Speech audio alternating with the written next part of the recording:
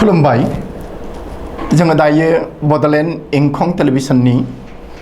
स्टुडिय'आव दङ आङो कमलाकान्त बसुमतारी आंजों दंफायो जोंनि बिजनि कलेजनि गोरायुं मानबिथा बिरहासगिरि बसुमतारी जों बिथांखौ खावलायनानै लाबोदों बे बावैसो नै दाखालि जि 29 जुलाइ खालि माबानाय मिरु सरकारनि जि गनायथि मोननाय निउ एजुकेशन पलिसि बिनि सायाव जोङो एसे सावरायलायनि बेयो जोंनि मा खालामगोन मा मागोन बा बे माहारिनि माबायदि बानजायनाय होगोन ते आङो गिबियावनो जोंनि बिजनि कलेजनि गोरायुं मानबिथा बसुमतारीखौ खुलुमबाय खुलुमनाय जासिबाय ते बसुमतारी बे थांनाय 2019 माबायाव सनाव बे मोनसे गोदान एजुकेशन पलिसि बिनि जि माबा खालामदोंमोन प्रिपेरेसन बेखौ 2019 आव बायदिसिना रायजोफोराव गासिबो रायजोफोराव सावरायनो थाखाय बिजिरनो थाखाय हरनायनि उनाव दाखालि 2020 नि ताने देग्लायनि बे 29 जुलाइआव जेरै प्राइम मिनिस्टार नरेंद्र मोदीनि जे आफाद दैदेननाय बे आफाद दैदेननाय मिटिंनि दारै बे गोदान जि सोलोंथाइ खान्थि बा निउ एजुकेशन पलिसि बेखौ गनायथि होबाय आरो बेखौ गासै हादोराव बाहायफुंनो थाखाय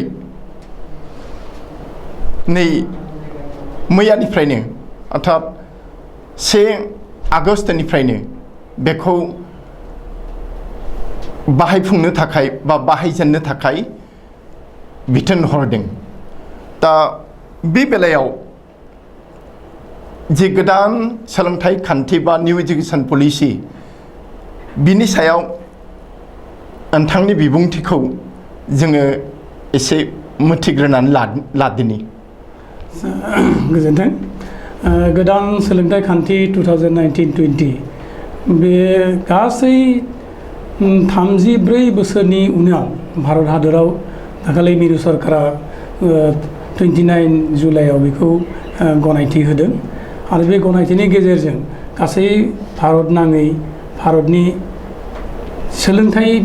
बिथिङाव मोनसे गोदान सोलायनाय लाबोनो थाखाय दिनै भारत सरकारा नाजादों आरो बे नाजानायनि गेजेरजों जों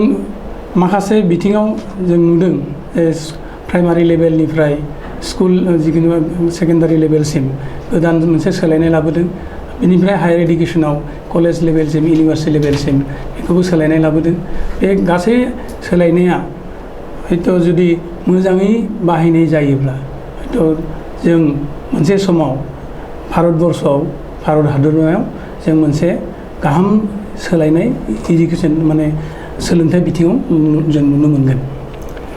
आच्छा बे सोलायनायखौथ' बुंनाय हिसाबै जों फरायनो मोननाय हिसाबै जे मोनफ्रोमबो क्लासावनो मोनफ्रोमबो खोलोबावनो बेखौ लाबोनाय जागोन दा बेहाय जि कलेज नोंथाङा कलेजनि गोरायुं सासे गोरायुं हिसाबै नोंथांनाव बे खोथाखौ आं खोब सोंनो लुबैदों मिथिनो लुबैदों जे कलेजफोरनो अट'नमि होनाय जागोन बिदि अट'नमि होनाय जायोब्ला जे बहाय कलेजफ्रा गावनि अट'नमिखौ मोननानै बे एग्जामफोरखौ आनजादफोरखौ कलेजनि आनजादफोरखौ गावनि बादियैनो खुंनो हागोन दा बे बेलायाव जि सोंलुफोर बे सोंलुफोरा नोंथांनि कलेज हारसिंनि कलेजनिल' जागोन ना नोंथाङा आरो दस्राजोंबो लोगो लाफाबावनो हागोन? बे बिथिङाव एसे उननि इन्सट्राक्सना माबायदि फैयो बेखौ जों नायग्रोनो गोनां जागोन। खारन दासिम मोनसे बुंनाय जादों जे कलेजफोरखौ मोनसे समाव अट'नमि होगोन 2030 मायथाइनि मादाव कलेजफोरखौ अट'नमि होनायनि मोनसे बेहाय रोखायै बुंनाय जादों। दा बेहाय मोनसे बाथ्रा बुंदों जायफोर माने हायार इडुकेसनखौ मोनथाम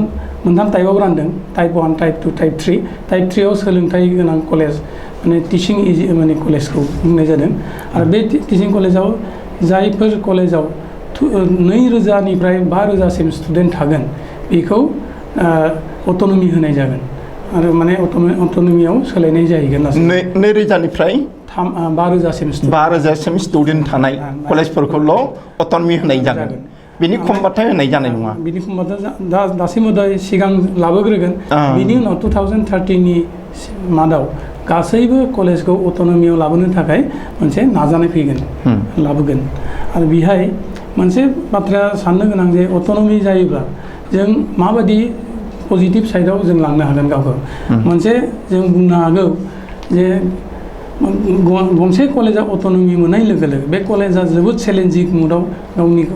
फोथांनायनि बा थांना थानायनि राहाखौ दिहुननो नांगोन। बे कलेजाव थांना थानांगोन। थांना थायोबा मारै थांना थागोन? मोनसे चेलेन्जिं मुडनि गेजेरजों थांना थानांगोन। दा बेहाय अट'नमि जानाय लोगो लोगो बे कलेजा गावनो सार्टिफिकेट होनो हागोन, गावनो डिप्ल'मा होनो हागोन आरो बेहाय भकेसनेल कर्स, स्किल डेभेलपमेन्ट कर्सफोरनि गेजेरजोंबो बेखौ रान खालामनो हागोन। फारसेथिं बे लकेल एरियानि जिहेतु कलेजा अट'नमि जाहैगोन, लकेल एरियानि कालचारखौ नायनानै बै जिहेतु गावनो सिलेबास दानो हागोन। होमबा बै एरियायाव मा जिनिसा मा हारिमु दं, मा कालचारा बांसिन गुरुत्व मोनो बेखौ नायनानै मोनसे सिलेबास बानायनानै लानानै लकेल बेस सिलेबास मोनसे दानानै लानानै गावनि माने मोनसे कलेज ब्रेन्ड मोनसे बानायनानै लानो हानायनि मोनसे खाबु होदों। दा बेखौ बे मोनसे चेलेन्जिं मुड होननानै आं बुंगोन। आच्ছা, जों बिदिबा नैबे गोदान इडुकेसन जि पलिसि, निउ इडुकेसन पलिसिनि दारै नोंथांमोननि कलेजफोरनो अट'नमि होनाय जागोन आरो अट'नमि मोनबा नोंथांमोना बिदि मावनांगोन। अब्ला जोंनि सोलोंथाइनि मानदान्दाया, स्टेन्डार्डआ गोजौ जागोन। गोजौआव लांनो बाध्य जागोन। मानो होनब्ला नोंथांमोना सानना नाय, सासे टिचारा सासे स्टुडेन्टआ आंनि कलेजाव मानो फैनो? जुदि बे कलेजनिफ्राय बे डिग्रि बा डिप्ल'मा लानानै थांनानै बेलेगाव मोनसे मोजां खाबु मोना, निश्चय बे कम्पिटिटिभ जागोन। कलेजफोरनि गेजेरजोंबो मोनसे कम्पिटिसन फैगोन जे आंनि कलेजा सासे स्टुडेन्टखौ बोनानै लाबोनो नांगौबा, डिग्रि होनो नांगौबा बेखौ मोजां सोलोंथाइ, गाहाम सोलोंथाइ होनो हानांगोन। आरो गाहाम सोलोंथाइ सोर होगोन? मोजां गाहाम टिचारा होनांगोन। टिचारा गावखौबो आपडेट खालामनांगोन। जुगजों मोनसे कम्पिटिसननि गेजेरजों गावखौबो आपडेट खालामलांनांगोन टिचारा। आरो बे गेजेरजों मोनसे स्टुडेन्टआबो स्किल डेभेलपमेन्ट आरो भकेसनेल कर्सनि गेजेरजोंबो मोनसे मोजां सोलोंथाइखौ स्किल खालामनो थाखाय स्टुडेन्टखौ टिचाराबो मोजां सोलोंथाइखौ, गाहाम सोलोंथाइखौ होनांगोन। आरो बिनि थाखायनो मोनसे मिजिं थिजायो जे अट'नमि जिनिसा मिनिङा गोबां दंबाबो जों फारसेथिं नायोबा जों गावनि कलेजखौ जों जुदि फोथांनानै नायोबा लांनांगौबा जों गावनो चेलेन्जिं मुडआव थांनानै थानांगोन। आरो बे चेलेन्जखौ माबोरै लाबोनांगोन जे टिचार बा जोंनि इडुकेसनखौ जोंनि ब्रेन्ड मोनसे जों गावनो गाव कलेजा माने बानायनानै लानांगोन। होमब्लासो जों मोनसे फरायसाफोरनो गाहाम इडुकेसन होनो हागोन, गाहाम सोलोंथाइ होनो हागोन। आरो गाहाम सोलोंथाइनि गेजेरजों गावनि कलेजखौबो जों गोजौ थाखोआव फोजौनो हागोन आरो। आच्ছা, जोबोद गोजोनबाय। दा जोङो एसे माबायाव नोंथांखौ एसे माबानि जिरायहोनि। दा जोङो अनलाइनाव थांनि। अनलाइनाव बर' साहित्य सभानि सेक्रेटारि बिथां प्रसान्त बर'नि खाथियाव जों थांनि। गोदान सोलोंथाइ खान्थियाव क्लास 5सिम सोलोंथाइनि बिजोंखौ बिमानि राव एबा ओनसोलारि राव जाथारनांगोन बुंदों। क्लास 8सिम बिमानि रावजों सोलोंनो हागोन। आपार सेकेन्डारि लेभेल माने 9, 10, 11, 12आव गुबुन बिजोंजोंबो सोलोंनो हागोन बुंदों। बे खाबुखौ मोननानै माखासे बर' फरायसानि बिमा बिफाफोरा गावसोरनि फिसाफोरखौ गुबुन बिजोङाव लांनो हागौ बिदिब्ला बर' बिजोङा खहा जाया होमबा नोंथांनि बुंदो थोंजोङै बुङोब्ला औ बेयो जि NEP 2020 नि आसाम भारत सरकारा जि गनायनाय बे सोलोंथाइनि गोदान बिथोन औ बे बिथोनाव बेबायदि रोखोमनि मख'नाय गैया जे थाखो 5 सिमल' बिमानि रावजों फरायनो हागोन आरो उननि थाखोफोरखौ बिमानि रावजों फरायनो मोननाय नङा होननानै जेरावबो मख'नाय गैया बे नेशनेल एडुकेशन पलिसि 2020 नि क्ल'ज 4.9 आव रोखायै लिरनाय दं जे सासे फरायसाया खमैनो थाखो 5 सिम गावनि बिमानि रावजों फरायनांगोन आरो बिसोरखौ गावनि बिमानि रावजों फोरोंनायनि राहाखौ सरकारा लाथारनांगोन आरो खाबु थायोबा बेखौ थाखो 8 सिम लांनो हागोन आरो बेनिबो जौसिन थाखोसिम लांनो हागोन होननानैसो मख'नाय दं बे क्ल'ज 4.9 आव बेखौ ओरैबायदि लिरनाय दं जे wherever possible the medium of instruction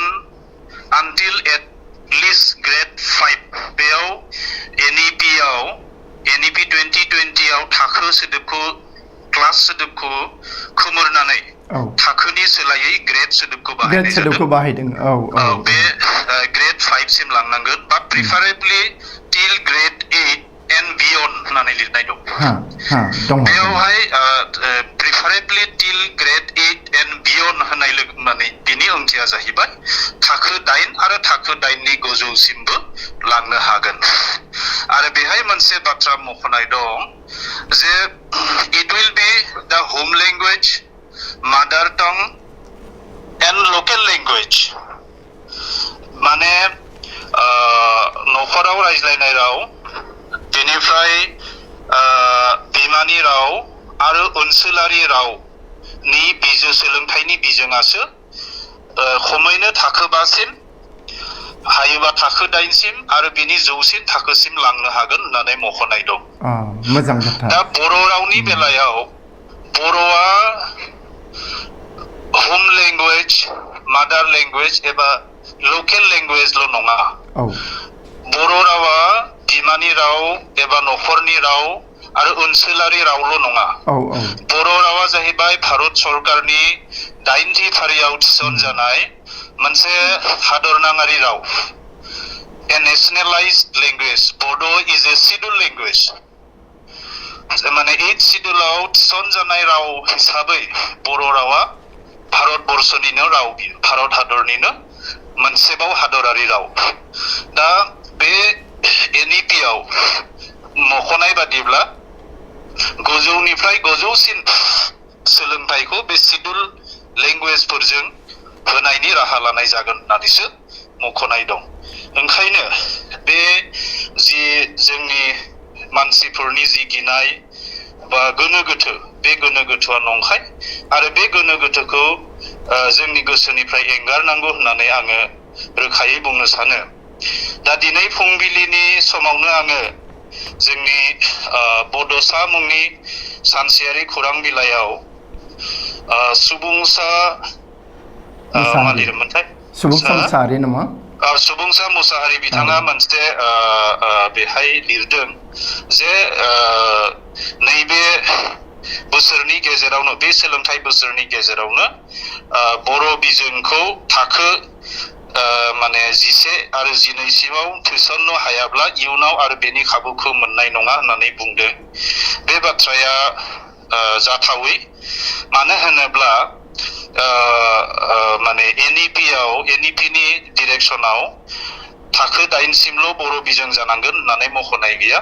बबेखानि बे जौसिन सोलोंथाइखौबो लानो हानायनि खाबुसो दं होननानै लिरनाय दं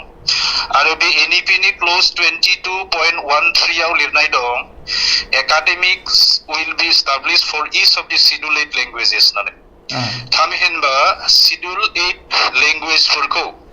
साबसिन हामसिनै फोरोंनायनि राहा लानो थाखाय एकाडेमिशियान्सफोरनि मोनसे बेहाय सेलसो दानाय जागोन आरो बे सेलफोरा भारतबर्षनि जेसेबां शिड्युल लेंगुवेज दङ बे शिड्युल लेंगुवेजफोरखौ मोनसे मानथाखोआव लांनानै फोरोंनायनि राहाफारि लानो थाखायसो बेहाय बिथोन होनाय दङ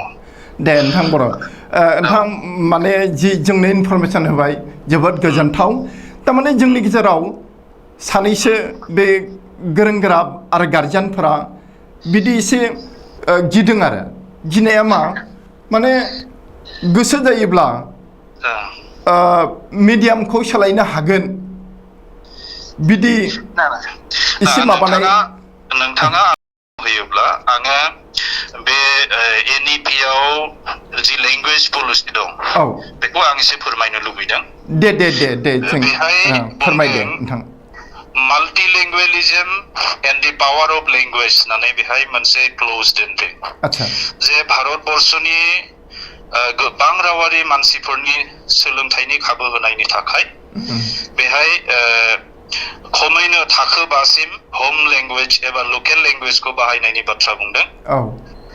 प्रिफारेबलि थाखो 8 सिम होननानै बुंदों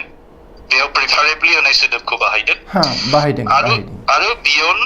डेट होननाय मोनसे सोदोब बाहायदों बियन्ड डेटखौ बाहायदों जौसिनाव लानो हागोन नंगौ बाहायदों आरो बेहाय क्ल'ज 4.11 आव 3 लेंगुवेज फर्मुलायानो बाहायनाय जागोन होननानै बुंदों जेरैहाय गोदोनिफ्राय हादरारि सोलोंथायाव माने मोनथाम रावखौ बाहायनाय जादों बेहाय सेथियाव जिनि माने मिडियाम अफ इन्सट्राक्शन थामहिनबा उनाव नैथियाव इंलिश आरो थामथियाव हिन्दी बे रोखोमै 3 लेंगुवेज फर्मुलाखौनो बाहायनाय जागोन किन्तु क्ल'ज 4.12 आव मोनसे गोदान बाथ्रा बेहाय सोदेरदों बे जाहैबाय जे थाखो 6 निफ्राय थाखो माने 6 निफ्राय सानखान्थि आरो गोनोखो आयदाखौ मोननै रावजों सोलोंनांगोन बाइलिंगुवेलि सोलोंनांगोन बेहाय बुंदों so that they can speak about science and other subjects in both mother tongue and English by grade 9 गतिके थाखो 6 निफ्रायनो जिखि बिजोङाव फराया मानो असमिया बिजोङावनो फराया मानो बर' बिजोङावनो फराया मानो बा भारत हादरनि जिखि बिजोंजोंनो फराया मानो बियो थाखो 6 निफ्राय किन्तु सानखान्थि आरो गोनोखो आयदाखौ साइन्स एन्ड मैथमेटिक्स बे मोननै आयदाखौ गावनि बिमा रावजों लोगोसे इंराजिजोंबो फरायफानांगोन बाइलिंगुवेलि सोलोंनांगोन आरो बुंनाय जादों जे थाखो 9 निफ्राय जाहाथे बियो what is science what is maths होननानै सोंनाय लोगो लोगो बे मोननैबो रावजों बुंनो हायो थामहिनबा बे 2020 नि जि गोदान सोलोंथाइ माने बिथोन बे बिथोनाव ओनसोलारि रावजों लोगोसे इंराजि रावनि गोनांथिखौ बांसिनै जोरथाय होनाय नुनो मोनदों बेहाय इंराजिनि जि गोनांथि बेखौ बांसिनै होदों बेनिफ्राय आरो गुबुन मोनसे बे NEP नि मोनसे बिथिङा जाहैबाय बेहाय क्ल'ज 4.19 and 4.20 बुंदों जे थाखो 6 निफ्राय थाखो 12 सिम सासे फरायसाया भारतबर्षनि जिकुनु मोनसे क्लासिकेल लेंगुवेज नङाबा जिकुनु गुबुन हादरारि राव मोनसे अपसनेल लेंगुवेज हिसाबै फरायनायनि खाबुखौ मोनगोन दा classical language Indian classical language होननानै बुङोब्ला संस्कृत माने बे प्राकृत बेबायदि गुबुन माखासे भाषाफोर दं बे भाषाफोरखौ क्लासिकेल लेंगुवेज होननानै बुंनाय जायो बे क्लासिकेल लेंगुवेजफोरखौ सोलोंनो हागोन आरो नङाब्ला जिखि जाया मोनसे फरेन लेंगुवेजखौ अपसनेल लेंगुवेज महरै फरायनो खाबु मोनगोन दा बे खाबुआ जोंहा गोदोनि सोलोंथाइ माने खान्थियावबो दङमोन जेरैहाय क्लास 11 आरो 12 आव माने जोंहा बर' बिजोंनि फरायसाफोरा बर' एमाइलखौ लानायनि अनगायैबो इलेक्टिभ बर'खौ फरायनो मोनोमोन elective Assamese elective Hindi elective Bengali फरायनो मोनोमोन आरो इंलिश माने मिडियामनिफ्राय उथ्रिनाय फरायसाफोरा इंलिशखौ लिरनायनि अनगायैबो अल्टारनेटिभ इंलिशखौ माने मोनफा इलेक्टिभ साबजेक्ट हिसाबै फरायनो खाबु मोनोमोन दा बेनि सोलायै एबार बे NEP आव बेखौ फरेन लेंगुवेज सोलोंनांगोन होननानै बुंनाय जादों जायखिजाया मोनसे फरेन लेंगुवेज सोलोंनांगोन आरो नङाब्ला जिखिजाया मोनसे क्लासिकेल इन्डियान लेंगुवेज माने फरायनांगोन होननानै बुंनाय जादों दा बे बाथ्राखौनो एसे गुबुन रोखोमै इन्टारप्रेट खालामनानै जोंनि गेजेराव फोसावनाय जादों मोनसे आराव सोमजिदों जे संस्कृत भाषाखौ माने बे NEP आ माने खुथारैनो जाबसिननानै होनो नाजानाय जादों होननानै फोसावनाय जादों आसलते बे बिथिङाव जोंनि बर' रायजो राजाफ्रा रोखा जानो हानाय बायदि बेखिनि फोरमायथिखौ होनाय जाबाय खोब गोजोनबाय नोंथां आচ্ছা बे नोंथां बर' आङो नोंथांनाव आरो मोनसे सोंबावदिनि बे नोंथांमोनाथ' जोबोद खस्थ' खालामनानै मानसिफोरखौ खावलायबायनानै बे हायार सेकेन्डारियाव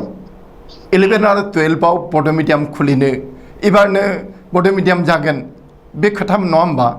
बिनि थाखाय नोंथांमोना जोबोद खस्थ' खालामनानै बिजाबफोरखौ रावस्लाय होबाय दानिया बे कारिकुलाम आरो सिलेबासआ जुदि सोलायोब्ला जोंनि बे एसे खस्थ' खालामनाय रावस्लायनायफोरा मा जागोन आरो जुदि बेफोर सोलिलाब्ला जों एबार मिडियामखौ इन्ट्रडिउस खालामनो हागोन ना बे साफ्रोमबो बर'सानिनो सोंनाय बे फिननायनि बे सोंथिनि फिननायखौ थोंजोङै होनायनि सिगां आङो जि NEP नि जि गोदान माखासे बिथिंफोर बेखौ आं बुंग्रोनो सानदों जुदि नोंथाङा खाबुखौ होयो देनाय बुंनायसै नोंथां बुंनायसै माने गिबियावनो जाहैबाय बे सिगांनि जि गोजाम जोंनि सोलोंथाइ खान्थि भारत हादराव सोलिबाय थादोंमोन बेनिख्रुइ बे गोदान सोलोंथाइ खान्थि NEP 2020 आ माबोरैहाय फाराग माबोरैहाय जुदा दा बेनि फिननायखौ होनांगौब्ला जोंहा फार्स्टआव गिबियाव 1989 मायथाइयाव नेशनेल एडुकेशन पलिसि फैदोंमोन आरो बे 1989 मायथाइनि नेशनेल एडुकेशन पलिसियाव माने खाबु आरो समानथायखौ बांसिन गोनांथि होनाय जादों थारमाने फरायसालिफोरा सरकारि जानांगोन बेहाय थाखो खथाफोरा थोजासे थानांगोन ओमफ्राय बेहाय माने फोरोंगिरिफोर नांगोन बेबायदि माखासे खाबु आरो समानथाय बेखौ बांसिन गोनांथि होदोंमोन बेनि उनाव 1992 मायथाइयावबो NEP फैदोंमोन आरो बे 1992 मायथाइनि NEP आवबो बै 1986 मायथाइनि जि NEP मोन बे NEP नि गेना गोरोन्थिफोरखौ फोसाबनानैनो बेखौ सोदांनाय लाबोदोंमोन बेनि उनाव 2009 मायथाइयाव मोनसे गोदान सोलोंथाइ खान्थि फैदोंमोन NEP फैदोंमन जायखौ बुंनाय जादोंमोन बेहाय मोनसे गोदान मोनसे सोलायनाय लाबोनो नाजानाय जादोंमोन बे जाहैबाय राइट टु एडुकेशन एक्ट बे बयबो माने सोलोंथाइखौ मोननो हानायनि मोनथायखौ बेहाय संबिजिदारि मोनथायखौ होनाय जादों दा बेफोर गासै थाखोफोरखौ बारबोनानै बे नैबे देग्लायनि माने 2020 20 मायथाइनि बे जि गोदान NEP बेयो मोनसे गोदान बिथिं लानानै फैदों मोनसे गोदान मावथांखि लानानै फैदों बेखौ बुंनाय जादों जे ट्रेन्सफर्मिं इन्डिया इनटु ए ग्लोबेल नलेज माने पावार भारत बर्षनि सोलोंथाइ जि खान्थि बेखौ मुलुगनि मादावनो गोहो गोनांसिन साबसिन हामसिन खालामनो थाखाय नाजानाय जादों बेखौ बे भिजनाव बुंनाय जादों बेनिफ्राय आरो बेहाय मोनसे गोदान सोलायनाय लाबोदों बे जाहैबाय माल्टिडिसिप्लिनारि थामहिनबा बेहाय आर्टस कमार्स साइन्स होनाय बेबायदि फारागथिफोरा बेहाय थाहैनाय नङा आरो बेनि थाखायनो दायो माने थाखोफोरनि जि थाखो राननाय बे थाखो राननायखौबो लामैनो सोलायनाय जादों बेयाव गासै 5+3+3+ फर्मुला बेखौ बाहायनाय जादों दा बेहाय सिगाङाव 6 बोसोरनि उनावसो सरकारि फरायसालिफोराव फरायसाफोरखौ थिसननाय जादोंमोन मुं थिसननाय जायोमोन किन्तु नैबे NEP आ बाहायजानाय लोगो लोगो बोसोरथाम बैसोनिफ्रायनो सासे फरायसाखौ माने फरायसालिफोराव थिनहरनाय जासिगोन आरो बेखौ 3 इयार बेखौ फाउन्डेसन कोर्स होनना बुंदों बोसोरथामनि थाखाय आरो बिनि उनाव प्रिपेरेटरि माने थाखो होनना बुंदों प्रिपेरेटरियाव थाखोसे आरो थाखोनै सिगांनि गोजामनि थाखोसे आरो थाखोनैजों प्रिपेरेटरि क्लास जागोन आरो बोसोरथाम बेखौ जिखौ नार्सारि होननानै बुङो प्रि नार्सारि बेखौबो सोदेरनाय जादों दा फाउन्डेसन एन्ड प्रिपेरेटरि स्टेजाव बोसोरबा सासे स्टुडेन्टआ फरायनांगोन दा बेहाय बोसोरथाम बे अंगनबादिफ्राव बे फरायनांगोन बेनि उनाव थाखोसे थाखोनैया बेयो लिरनाय फरायनायखौ सोलोंगोन बेनि उनाव प्राइमारि गुदि फरायसालिनि मोनसे थाखो थागोन जेराव गुदि फरायसालियाव थाखो 3 थाखो 4 आरो थाखो 5 जों गुदि फरायसालि जागोन क्लास 3 क्लास 4 आरो क्लास 5 जोंसो LP स्कुल जागोन लवार प्राइमारि जागोन बिनिफ्राय मिडिल स्कुल थागोन जायखौ जों दिनैनि दिनाव ME स्कुल होननानै बेयाव थाखो 6 थाखो 7 आरो थाखो 8 आल' थागोन बेनिफ्राय गोजौ थाखो होनना बुंदों जायखौ सेकेन्डारि एडुकेसन हाई स्कुल बेहाय थाखो 9 10 11 आरो 12 मोनब्रै क्लासजों माने बेखौ हाई स्कुल खालामनाय जागोन थामहिनबा आबुङै सेकेन्डारि माने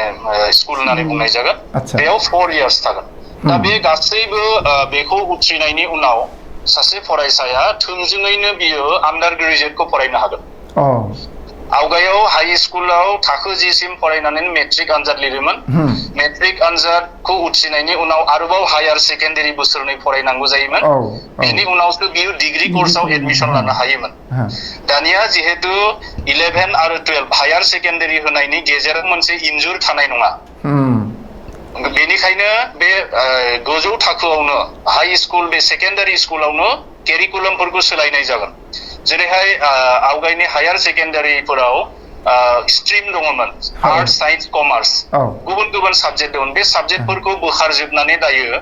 हाई स्कुलाव फरायनाय फरायसाफोरनि थाखायनो सेकेन्डारि स्टेजनि फरायसाफोरनि थाखायनो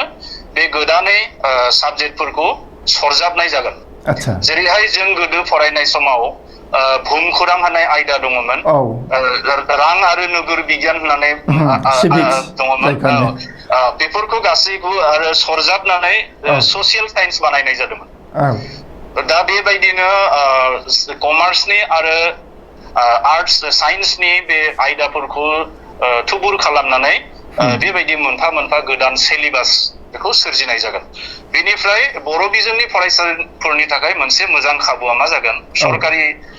माने फरायसालियाव फरायनाय फरायसाफोरनि थाखाय बे असमियानो जा बर'आनो जा बा गुबुन भार्नाकुलार लेंगुवेजआनो जा बिसोर जाहैबाय आवगायाव हायार सेकेन्डारि बोसोरनैखौ जुदि बे साइन्सआव फरायाब्ला साइन्स स्ट्रीमाव फरायाब्ला बियो डक्टर एबा इन्जिनियार लाइनाव फरायनो हायामोन मुं एडमिशन मोनामोन कमार्स स्ट्रीमाव फरायाब्ला बियो माने चार्टार एकाउन्टेन्ट बा आदार माने कमार्स आयदानि फालांगि आयदानि फरायनाय खाबुखौ मोनामोन किन्तु एबार जिहेतु बे इन्जुरा थाहैनाय नङा थोंजोङैनो हाई स्कुलखौ बारनाय लोगो लोगोनो सेकेन्डारि स्टेजखौ बारनाय लोगो लोगोनो बे डिग्रीयाव थांनो हासिगोन आरो बियो गाव लुबैनाय बायदिनो बे मेडिकेल फरायनो हागोन बे गाव लुबैनाय बायदि बे फालांगि बे आयदायावबो फरायनो हागोन एबा बे गुबुन बे ससियेल साइन्सनि आयदाफोरावबो फरायनायनि खाबुखौ मोनसिगोन गतिके जोंहा इन्जुरा बे माने बे जोबनानै जोंहा बे दायो थोंजोङैनो प्रफेशनेल बे माने आयदाफोराव फरायनायनि खाबुखौ बांसिनैसो मोनगोन दा बेनिखायनो जिहेतु NEP नि दारै गासै सिलेबासखौ सोलायजोबनाय जागोन दा जोङो बर'आव राव दानस्लायदोंमोन थाखो 10 नि बिजाबफोरखौ बे गोजाम सिलेबासखौ लानानै बै गोजाम सिलेबासा जिहेतु बेयाव दा खाथिनाय नङा बेनिखायनो बेखौ जों इमप्लिमेन्ट खालामनो हानाय नङा आरो गुबुन मोनसे बाथ्राया जाहैबाय आं जेब्लानो बर' थुनलाइ आफादनि गाहाय नेहाथारिनिखौ बिबानखौ लादों बै समनिफ्राय बुंबाय थादों जे बर' बिजोंनि सोलोंथाइखौ जों हादरारि सोलोंथाइ खान्थिजों जि पलिसि फैयो नेशनेल एडुकेशन पलिसि बा स्टेट एडुकेशन पलिसिजों सरजाबनानै लांफानो हायाब्ला जोंहा अलखदा जोबनाय नङा दा बे NEP आ जिहेतु 9, 10, 11, 12 जोंसो सेकेन्डारि स्टेज जागोन होननानै बुंदों थामहिनबा 9, 10, 11, 12 सरजाबनानै मोनसेयानो आनजाद जागोन अब्ला बिजोङा मोनसेयानो जानांगोन बर'बा बे आबुङै 12 थाखोसिम बर' जानांगोन असमियाबा बे अप टु 9 to 12 सिम बे असमिया जानांगोन थ बे हिसाबै बर' रावखौ बर' बिजोंखौ जों 12 थाखोसिम लांनाया खाबु गोनांसिन जानानै फैबाय आरो बेखौ जों NEP नो जों लाङोब्ला अब्ला जोङो फोरोंगिरिनि जि जोंहा खाबु नांगौ जोंहा इनफ्रास्ट्राक्चारनि जि खाबु नांगौ ओमफ्राय जोंहा सिलेबासनि जि खाबु नांगौ बे गासै खाबुखौ जों मोनजोबगोन आरो मोनसे मख'जाथाव बिथिङा जाहैबाय जे थांनाय बोसोराव भारत हादरनि सोलोंथाइ आयदायाव खरस खालामनो थाखाय माने जि बाजेट लादोंमोन बे 3% GDP मोन देग्लाय बेयो डाबल खालामनानै 6% GDP खालामबाय थामहिनबा सोलोंथाइयाव थांनाय बोसोराव जेसेबां लाख कौटि थाखा खरस खालामदोंमोन बेयो देग्लायनि बाजेटआव डाबल जाबाय गतिके बेयाव जों गोदान इनफ्रास्ट्राक्चारफोरखौ मोनजोबगोन दा माने 11, 12 सिम हायार सेकेन्डारि स्टेजसिम बर' बिजोंखौ लांनो थाखाय जुदि जोंनो 1000 फोरोंगिरिनि पस्ट नांगौब्ला बेखौ बेजोंनो जों मोनफागोन जोंहा जुदि बेनि थाखाय 100 कौटि थाखानि इनफ्रास्ट्राक्चार नांगौब्ला बेखौ जों बेजोंनो मोनफागोन सिलेबास प्रिपारेसननि थाखाय जेसेबां खरस नांगौ बेखौ जों मोनजोबगोन दा बेनिखायनो जोङो बोसोरसे थाबथानानैब्लाबो नेथ'नानैब्लाबो जोङो बर' बिजोंखौ 12 थाखोसिम लांनाया जोंनि बर' माहारियारि पलिसि ओमफ्राय 12 थाखोसिम जिखि जाया भार्नाकुलार मिडियामखौ लांनाया बे जाहैबाय नेशनेल इडुकेसन पलिसि बेखौ सरजाबना होब्लानो जोंनि हास्थायनाया जाफुंसारो बेनिखायनो देग्लायनि जि सोलोंथाइ बोसोर बे सोलोंथाइ बोसोराव बर' बिजोंखौ जों 10 थाखोआव मुं थिसनहोनो हायाखै नाथाय फैगोन बोसोरनिफ्राय जोङो NEP जोंनो आबुं महरै जोङो बेखौ बाहायनायनि खाबुखौ लानो हासिगोन जोबोद गोजोनबाय नोंथां आচ্ছা जों एसे माबानि ब्रेक लानि दे नोंथाङा लाइनाव थाबाय थाथ' थेंक इउ दानिया आङो बिजनि कलेजनि गोरायुं बिथां बसुमतारिनियाव सोंनो लुबैदों जे दा जिहेतु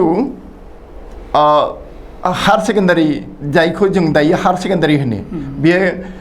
8, 9, 10, 11, 12 बे सेकेन्डारि लेभेलनि जासिगोनब्ला आरो बे आलादा जेबो फाराग थालाब्ला साइन्स कमार्स आर्ट्स बिदि आलादा थालाब्ला बे गलायमोन्देर जासिगोन गलायमोन्देर जायोब्ला बे जोंनि मोनसे साननाय बा गिनाया जाबाय मा जे जायफोर फरायसाया आर्ट्स फरायनायनि बादै कमार्स फरायनायनि बादै जायफोरा मेडिकेल साइन्स एबा इन्जिनियारिं एबा IIT आव थांनो लुबैनाय बिसोरो जे एन्ट्रेन्स आनजाद होगोन बे एन्ट्रेन्स आनजाद होनाया माबायदि जागोन एसे माबा गोब्राब जागोन ना बिदि गोब्राब जानाय नङा नोंथांनि अनुमाना गोब्राब जानाय जायिनि बाथ्राखौ दानो बुंनो हानाय नङा नाथाय मोनसे खाबुआ जाहैदों मा जिहेतु हायार सेकेन्डारि लेभेलाव गावबा गाव चइस खालायनानै साबजेक्ट लानो खाबु होदों NEP आव खाबु होदों बे खाबुनि गेजेरजों सासे स्टुडेन्टआ जिहेतु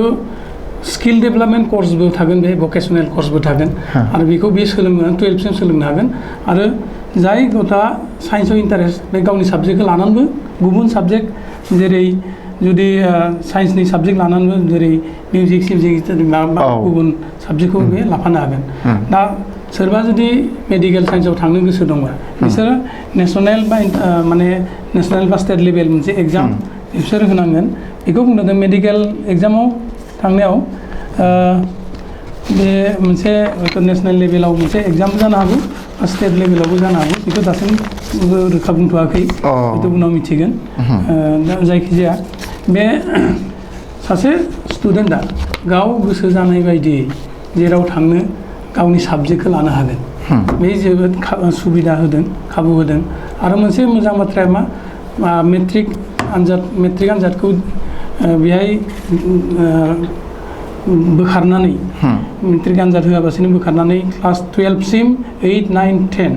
बेखौ बे जि थाखोफोरखौ लानानै फैदों बे लानायनि गेजेराव बे सेमिस्टार बेसिसाव थांगोन बोसोराव मोननै सेमिस्टार हिसाबै लाङै लाङै बेखौ 8था माने मोनदाइन सेमिस्टारसिम फोजोबनानै बेखौ बिसोरखौ हायार इडुकेसनाव थांनायनि मोनसे खाबु होगोन बे माने टेक्निकेल लाइनाव खिन्थु हयथ' बेहाय माखासे एन्ट्रेन्स एग्जाम जानो हागौ आरो बे एन्ट्रेन्स एग्जामनि गेजेरजों बेखौ बिसोरो गाव गावनि जि फरायनो हानाय गोसो फरायनो गोसो बे गोसोखौ बिसोर सुफुंनो हागोन खोब मोजां खोथा आच्छा नोंथां बसुमतारी बे माबाया दा एमफिल थानाय नंला होनदों एमफिलखौ बोखारसिगोन एमफिलखौ बोखारनायखौ एमफिल थानाय नंला एमफिल बोखारनायनि थांखिया मा जे जोंनि खायफा मानसिया सानदों जे बेखौ रां खरसा जानायखौ होबथानाय खमायनाय ना माबा गुबुन मोनसे थांखि दङ एमफिलनि बेलायाव बाथ्राया ओरैबायदि दा 3 बोसोरारि जि माने डिग्री कोर्स बे डिग्री कोर्सखौ ओरैबायदि राननाय जादों जे बोसोरथाम सासे स्टुडेन्टआ सासे फरायसाया जुदि फरायोबा फार्स्ट इयाराव बेखौ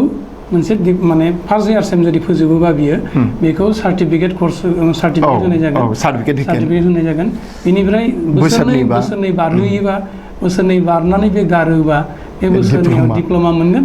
आरो 3आव बे डिग्री आरो बोसोरब्रै फरायोबा बे उइथ मेजर डिग्री मोनगोन आरो उइथ मेजर डिग्री आरो बे डिग्रीखौ लानानै बे हायार इडुकेसनाव डाइरेक्ट रिसार्च मेथडआव थांनो हागोन रिसार्चनि माबानि थाखाय बेहाय डिग्रीजों लोगोसे बे रिसार्चनि खाबु होनाय जागोन बेखायनो एमफिलनि बदलै बेहाय माबाखौ प्रभिजनखौ दोनाखै जिहेतु डाइरेक्ट रिसार्च खालामनो हागोन बे रिसार्च जिहेतु इउनिभार्सिटिफोरावबो माने मोनथाम रोखोमनि जेरै हायार इडुकेसनखौ रानदों जे टाइप 1 टाइप 2 टाइप 3 मोनसे रिसार्च बेस्ड इउनिभार्सिटि बेहाय होनाय दं research universities will include all type 1आव टाइप 2आव जाहैबाय टिचिं इउनिभार्सिटिज टाइप 3आव टिचिं कलेज दा बे जायफोर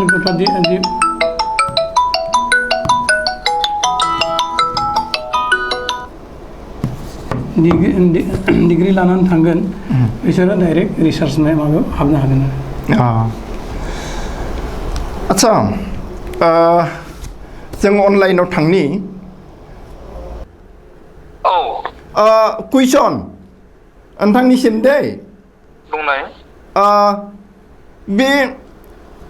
गोदान जि education policy new education policy बे पलिसियाव बुंदों मा जे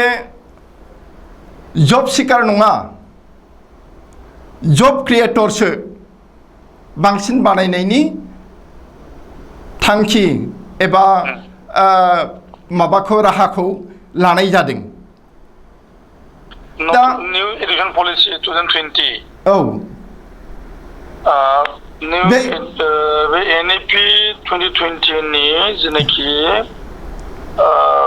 कनसेप्ट बे कनसेप्टखौ बानायनाय समावहाय एबा बेखौ एप्लाइ खालामनायनि आगोलाव माने HRD मिनिस्ट्रि गभ अफ इन्डिया बेनिफ्राय माखासे माने बानजायफोर लानाय जादोंमोन जे ग्रासरुट लेभेलनिफ्राय टप लेभेलसिम भारतनि नौनारिफोरा मा लुबैनाय जायो आरो बेनि थाखाय मोनसे ड्राफ्ट एनइपि 2019 बानायनाय जादोंमोन बे ड्राफ्ट एनइपि आव जायफोरनाखि बाथ्रा लिरनाय दंमोन बिनि सायाव गासै भारतनि नौनारिनिफ्राय माने आर्गुमेन्ट नाजावनो थाखाय HRD मिनिस्ट्रिया हिउमेन रिसोर्स डेभेलपमेन्ट मिनिस्ट्रि बेयो हगारना होदोंमोन जेरावनाखि रायजो सरकारनो दैथायहरदोंमोन आरो रायजो सरकारफोरा गावबा गावनि हादाबसानि सिङाव थानाय माने गोबांथार माने एजेन्सि जेरैहाय डाइरेक्टर अफ एडुकेसन बेबायदिनो कलेज इउनिभार्सिटि ब्लक लेभेलसिम थांनानै बिथांमोना माने रायजो राजानि बानबुंथि एबा सानसुमैफोरनि बानबुंथि सुखुनाय सुखुयैनि बाथ्रा आरो जथायारि माखासे बानबुंथि नाजावदोंमोन आरो बेखौनो सोदांलायनायनि गेजेरजों NEP 2020खौ दा मोगथां महर होनो लागासिनो दं होनना जों बुंनांगोन आरो बेखौ थांनाय 29 जुलाइ खालि HRD मिनिस्ट्रिनिफ्राय मोनसे प्रप'जाल होनाय जायो स्टेट माबाखौ जे सेन्ट्रेल गभर्नमेन्टनो जे बे NEP खौ एप्लाइ खालामनाया 2020-21 निफ्रायनो जुरि जाथोंसै दा बेखौ नोजोर होनानै माने ministry cabinet ministry गभ of India गाहाय मन्त्रि माने नरेन्द्र मदिनि दैदेननायाव देखानाय जायो सावरायनाय जायो आरो केबिनेट मिनिस्ट्रिया बेखौ पास खालामो केबिनेट माने बडिया भारत सरकारनि केबिनेट बडिया दा बे पास खालामनायनि उनावहाय गोबांसा मानसिया गिनाय फैदोंमोन जे गोबांसा मास्टारफोरा साख्रि मावनायनि जेनाखि खाबु बियो माने गैया जासिगोन नामा बिदि मोनसे साननाय फैदोंमोन दा बे बेलायावहाय गोबांथार दान्थे बिदान्थे सोलिबाय थादों आरो बेखौ दा माने पार्लामेन्टआव प्लेस खालामनायनि बाथ्रा पार्लामेन्टआव पास खालामनायनि आगोलावनो आरो केबिनेटआ जिहेतु पास जाखाबाय बेखौ पार्लामेन्टआवबो पास जागोनखौ मिजिं लाहरदों जिहेतु दा माने हादोराव थानाय पार्लामेन्ट मोननैबो पार्लामेन्ट राज्यसभा आरो लकसभा बेवहाय बिजेपिया एबा बिजेपि लेड माने एनडिए सरकार एनडिएआनो माने मेजरिटि जानानै दङ दा जायखिजाया बेखौ जोङो सरासनस्रायै जिबायदि नोजोरै बानबुंथिलायनाय जादों बेवहाय मेरिट डिमेरिटआ थाखायो आरो बेवहाय माखासे माने साख्रि मोनदेरगोनखौबो नुदों ओरै खारनाव जे रिजनेल लेंगुवेज एन्ड माने मादार लेंगुवेजनि बा एभ्रि माने भारतनि माने लेंगुवेजफोर जे दङ जायफोर लेंगुवेजफोरनाखि नेसनेल लेंगुवेज हिसाबै महर मोनाखै बैसोरखौबो प्रायरिटि होनाय जागोन होनना बुंनाय जादों थाखोसेनिफ्राय थाखोबासिम गावनि बिमानि रावजों फरायनो मोनगोन दा गावनि बिमानि रावजों फरायनो मोननायनि खाबु खालामनो थांदों जेब्ला बेवहाय गासै रावारि सुबुंफोरनिफ्राय गोदानै टिचार रिक्रुटमेन्ट खालामनाय जागोन जों बेखौ आन्दाज खालामनो हादों बेनिफ्राय खिन्थु माखासे बाथ्राया जाहैबाय जे बेवहाय भार्नाकुलार लेंगुवेजखौ क्लास 8 निफ्राय माने माखासे इरेज खालामनो नागिरदों जेरैहाय साइन्स मेथामेटिक्स नैबे साबजेक्ट मोननैखौ फोरोंनायनि बेलायाव माने भार्नाकुलार लेंगुवेजफोरखौहाय आउट खालामनाय जागोन जेरावहायनाखि हिन्दी लेंगुवेजाबो बेवहाय बाहागो मोना जानो हासिगौ इंलिश प्रेफारेन्स होनाय जादों दा इंलिशनि जिहेतु जेनेरेल मेथामेटिक्स आरो जेनेरेल साइन्सखौ फोरोंनाय जागोनब्ला 9, 10, 11, 12 अब्ला बैयाव थाखानाय फोरोंगिरिफोरा मा जागोन बे मोनसे गिनाया साफाफि जादों रायजोफोरनाव एबा फोरोंगिरिफोरनि गेजेराव फोरोंगिरि समाजनि गेजेराव दा बेखौ लानानै गोदान मोनसे पलिसि एडप्ट निस्सय खालामगोन स्टेट गभर्नमेन्टफोरनि कनसार्न जागोन बियो आरो बेवहाय दा गोदान रिक्रुटमेन्ट जे जानाय नंला बे साबजेक्टनि थाखाय भार्नाकुलार मिडियामनि थाखाय बे नंगौ आरो बेवहाय माने इंलिश मिडियाम फरायनाय छात्रफोरा बा इंलिश मिडियाम फरायनायनि जेनाखि माने दोहौ बे दोहौखौ बन्द खालामनाय जायाखिसै बेखौ जों नोजोराव गोलैदों दा जायनि थाखाय गोबांथा बानबुंथि होगिरिफ्रा बा बिसावरायगिरिफ्रा बुंनो नागिरदों जे जिहेतु 9, 10, 11, 12 आव माने मेथामेटिक्स आरो साइन्स इंलिशनि फोरोंगोनब्ला दा होनब्ला थारमाने आल्टिमेटलि क्लास 1 निफ्राय इंलिश बेकग्राउन्डजों थांनो लुबैनायनि प्रबनता एबा गोसो जानाया बांसिन रायजो राजाफोरनाव ओरै जादों आरो बे बर'फोरनि गेजेराव एसे जुदा रोखोमै गोहोम गोग्लैगोन नामा बेखौ साननाय जादों बबेखानि मोनसे बाथ्रा बे जादों जे थाखो 11, 12खौ बर' मिडियामजों फरायनो मोननाय जाहैगोनब्ला बेवहाय माने माखासे माने साबजेक्ट थायो जेनेबा बे साइन्सनिसो बाथ्रा जाहैबाय मेथामेटिक्स आरो जेनेरेल साइन्सआ दा जों बैहाय गोबांथार जोङो आरो गोदान माने पस्ट क्रिएट खालामनो हानायनि बाथ्रा फैदों बा माने गोदानै जोङो जोंनि बर' गोरोंफोरखौ बा टिचार जानो गोसो जानायफोरखौ थिसननो हानायनि खाबुआ फैदों मानो होनना बुङोब्ला 11-12आव जों गोबांथार साबजेक्ट मोननो हादों बा मोनगोन जेरैहाय आर्टस स्ट्रिमावनो फैगोन political science economics logic philosophy आरो बिदिनो फैगोन माबायाव कमार्स लाइनाव फैगोन दा बैफोर बिथिंखौ नायनानैबा जोङो बांसिन एपइन्टमेन्टखौ मोनगोन बा रिक्रुटमेन्ट जागोन जों बेखौ मिजिं खालामनो हादों दा बेफोरो बे डिबेटआव थायो बे नोंथां मोनसे इन्टारेक्सन थारमाने बे मानसिफोरनि गेजेराव रायलाय सोलायनाय खोनादों जे बे गोदान जि सोलोंथाइ खान्थि बेवहाय जब क्रिएटरनि जि बारै खोथा बुंनाय जादों अर्थात जब क्रिएटरसो सोरजिगोन जब सिकार नङा साख्रि नागिरग्रा नङा साख्रि होग्रासो बानायगोन दा बे माबायदि खोथा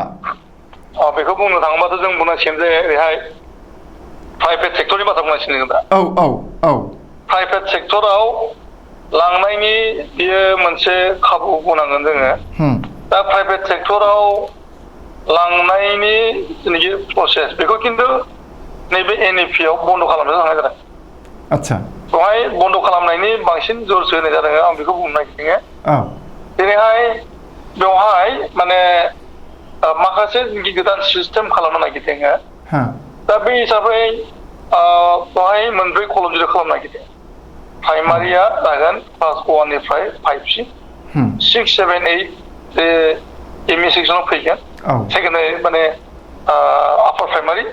आरो सेकेन्डारि लेभेलाव 9, 10, 11, 12 आरो दानि गोजौआव बोसोरब्रैनि बुंनाय जादों बोसोरब्रैयाव जाहैबाय बोसोरथाम फरायोबा बियो डिग्री कर्सनि सार्टिफिकेट मोनगोन आरो बोसोरसे फरायबावनायनि थाखाय रिसार्चनि सार्टिफिकेट मोनगोन दा बेनिफ्राय आरो ओरैहाय पस्ट ग्रेजुएटनि बाथ्रा फैदों दा बेफोरखौ नोजोर होयोब्ला जों बुंनांगोन जे बेवहाय जेनाखि माखासे माने टार्मस एन्ड कन्डिशन्स होनो थांगासिनो सेक्टरनि थाखाय दा बेफोरखौ फल' आप खालामनांगौआ जोबोद माने गोब्राब जानो थांगासिनो दङ आरो बे माखासे क्राइटेरिया फैनायनि बाथ्रा फैदों जे दा सेकेन्डारि लेभेलाव माने थिसननायनि बेलायाव साख्रि थिसननायनि बेलायावहाय दा बिएड कम्पालसारि होनाय जादों आरो बेवहाय दा बिएड कम्पालसारि जायोब्ला बेहाय थारमाने प्राइभेटफोरा माने बेसेबां केपासिटि थागोन जे सरकारनि जेनाखि सेलारि स्ट्राक्चार बेखौ होफानांगौ होनाय जादों दा बेबायदि सेलारि स्ट्राक्चार होनायनि गेजेरजों प्राइभेट कलेजफोरखौ बा प्राइभेट स्कुलफोरखौ सालायनो हागोन ना हाया दा बैखौ मेनटेन खालामनो हायाब्ला प्राइभेट कलेजफोरखौ बा प्राइभेट इनस्टिटिउसनफोरखौहाय बन्द खालामनाय जागोन दा बे हिसाबै बेवहाय प्राइभेटाइजेसननि बाथ्राबो फैयाखै खिन्थु मोनसे खोथा नैबेखौ नोजोर होनांदों जे दा जिखिनिनाखि गोजौ लेभेलाव जेनेबा बिएड कर्सनि खोथा बुंनाय दङ दा बिएड कर्सखौ 2 इयार्स कर्स खालामबाय थादों नै दा समसिम आरो फैगौ 2030 सनसिम 2030 सनसिम 2 इयार्स कर्स बिएड जाबाय थादों बे थाहैगोन नाथाय माने एलन माने प्रग्राम प्रभाइड खालामनायफोरा थानाय नङा होननाय जादों जेनेबा बिएड फोरोंनाय एबा एमएड फोरोंनाय इनस्टिटिउसन दङब्ला बेयो मोनसेल' प्रग्राम प्रभाइड खालामनाय नंला दा बेजों लोगोसे बिथांमोना माबाबो लाफानांगोन बिए लाफानांगोन बिएससि लाफानांगोन एबा बिकम लाफानांगोन आरो नङाब्ला एमएड लाफानांगोन बेबायदि प्रभिजन लाबोनाय जादों आरो बेखौ सुफुंनो थाखाय बे मोनसेल' प्रग्राम प्रभाइड खालामनाय प्राइभेट इनस्टिटिउसनफोरा बेसेबांनाखि मेनटेन खालामनो हागोन बे साननो गोनां जादों बेराफारसे माने कलेजनि बेलायावबो प्राइभेट कलेजफोर जेरै दङ जेनेबा आर्टस साइन्स कमार्स जों बेखौ मोनसेयैनो ग्रेजुवेसननि जों हमना लादों दा बे मोनसेल' प्रग्रामजों साफिसियेन्ट नङा होननाय जादों दा बिथांमोनाबो बिएड प्रभाइड खालामफानांगोन बिएड नङाबा माने बिए बिएड बिएससि बिएड बिदि लांनांगोन होनना बुंनाय जादों दा टिचार इडुकेसन प्रभाइड खालामनांगौ जादोंब्ला बा प्रभाइड खालामनो थांनायाव बेवहाय गोबांथार क्राइटेरिया थायो आरो बे क्राइटेरियाखौ NCTE national council for teacher एजुकेसना डिजाइन बानायो आरो बे डिजाइन मथे माने फल' खालामनांगौ बै कलेजफोरा एबा इनस्टिटिउसनफोरा दा बेखौ बेसेबां रोखोमै प्रभाइड खालामनो हागोन बे साननो गोनां जादों दा बेखायनो बेफोरो एसे क्रिटिकेलाव सफैदों दा बेनि कनक्रिट जिथु डिजाइना सफैयाखै जोंनि माने बे जायगायाव नायबा ग्राजुएटसिम बेयो दाबो आयेन महर मोनाखै दा आयेन महर मोननायनि उनावहाय माने स्टेट लेभेलाव गावबागाव मोनसे बा नोजोर थागोनाय जादों माने कमिटि स्टाडि कमिटि खालामगोन आरो बेनि गेजेरजों स्टाडि कमिटि माने बसुमतारी नोंथां आं बुंबावनि फोजोबबावनि आङो आरो नैबे बाथ्रा जादों जे दा मोनसे खोथाखौबो बहाय स्ट्रेस होदों जे इउनिभार्सिटिनि आन्दाराव दङमोन कलेजफोरा एबा माखासे माने टिचार इडुकेसनफोरा दा इउनिभार्सिटिनि आन्दाराव थांनाय नङा होननाय जादों कलेजफोरा गावसोरनो माने अथरिटि जासिगोन गावसोरनो डिजाइन खालामगोन कर्स प्रभाइड खालामनायनि सार्टिफिकेट गावसोरनो होगोन दा बे रोखोम जादों दा बैफोरो बेखौ माने 2030 मायथाइनि गेजेराव मावफुंनांगौ जादों फैगौ माने 10 बोसोरनि गेजेराव दा बेफोरनि डिजाइन खालामनायनि बेलायावहाय बेसेबां सौग्रावनांगोन नै बेयो समा खिन्थागोन आरो जोंनाव माखासे माबाबो फैनो हागौ खाबु फैनो हागौ आरो सोदांनायनि लामायाबो फैनो हागौ दा जों बेखौ कनक्रिट माबाखौ जोङो मोननो हागोन जेब्लानाखि बेयो पार्लामेन्टआव पास जागोन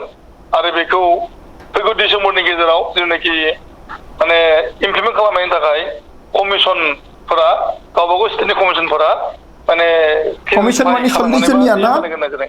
40 जननिया कमिसन दे होमबा नोंथाङा लाइनाव थाथ'बावदो जों दायो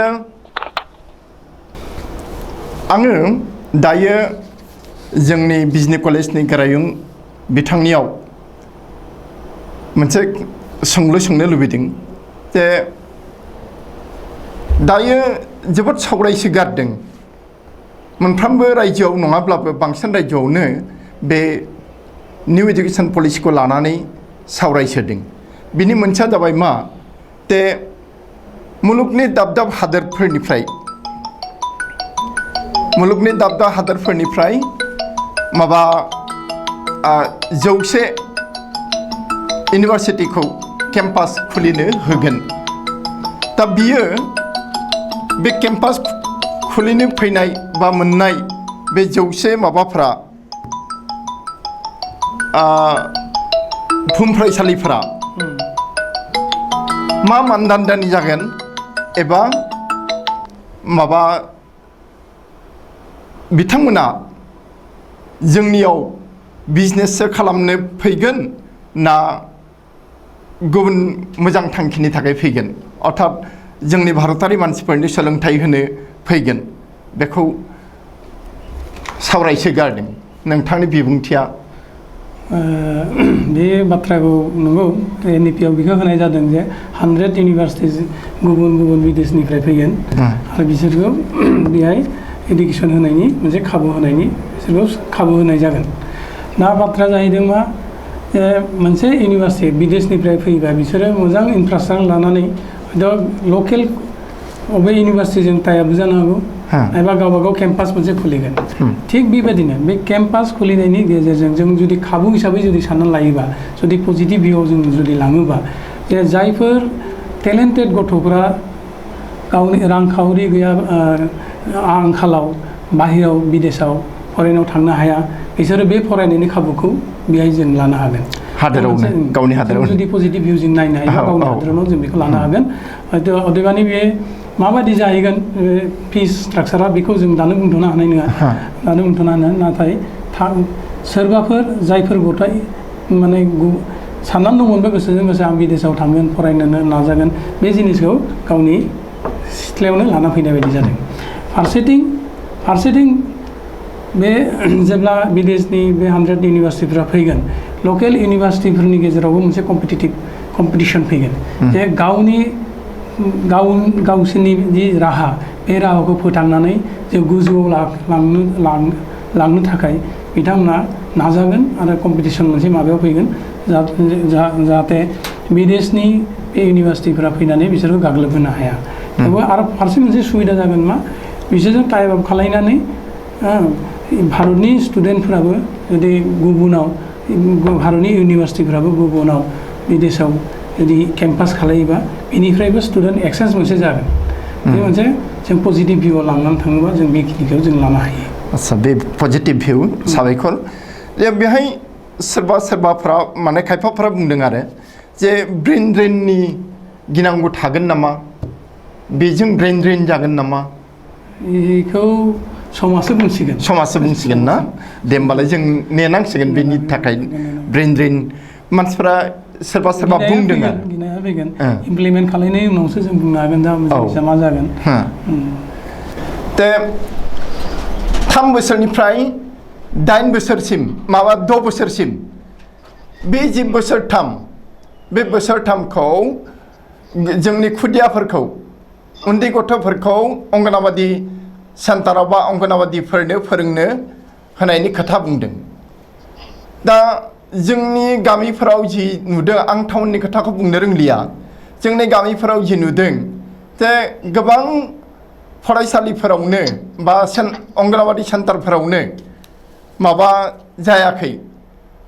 बेखौ थिग मथे फोरोंनाय जायाखै आरो इमप्लिमेन्ट जायाखै दा आरो मोनसेखौ बुंबावदों मा जे जि अंगनाबादिफोर बिथांमोननि गोबाङानो एसे माने खम फरायनाय दा बे हिसाबै बिथांमोना जोंनि खुदियाफोरखौ माबायदि फोरोंनो हागोन ट्रेनिंथ' होनो होनदों दा ट्रेनिंआ माबायदि होयो दा नोंथांनि बिबुंथिखौ लुबैबाय थारमाने जायो जिहेतु गोदानै फाउन्डेसन एन्ड प्रिपारेटरि होनाय ग्रेड सोरजिनाय जादों गुदि सोलोंथायाव दा बेयाव उन्दै बैसोनि जायफोरा माने बोसोरथामनिफ्राय बोसोरबा बिथांमोना